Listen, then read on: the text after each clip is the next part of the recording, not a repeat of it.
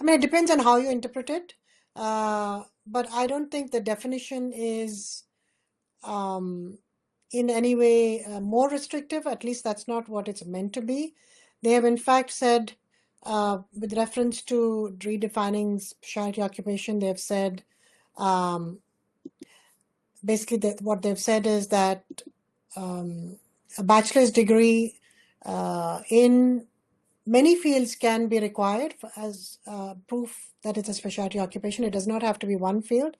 But they've said also that the fields have to be well defined and they have to be related to the job.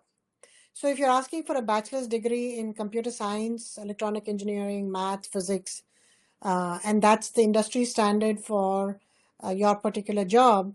In the past, maybe USCIS would say that since it's various fields and they just would presume that it's disparate and different to various fields and they're not related and they would deny it.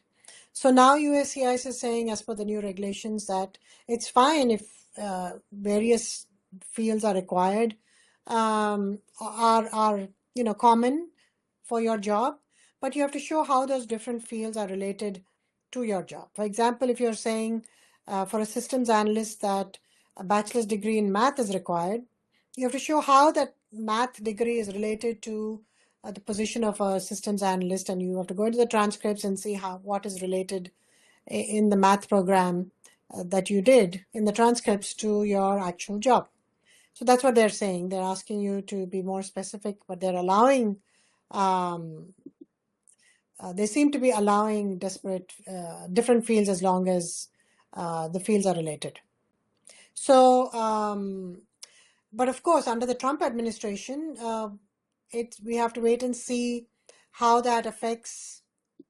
Under the Trump administration, it's very possible that even though the intent was something under the present administration, the Trump administration can interpret that specialty occupation field much more narrowly and restrict H-1Bs further and just based on decisions say that, oh, okay, we got this explanation from you, but we don't agree with it, so we're denying the case.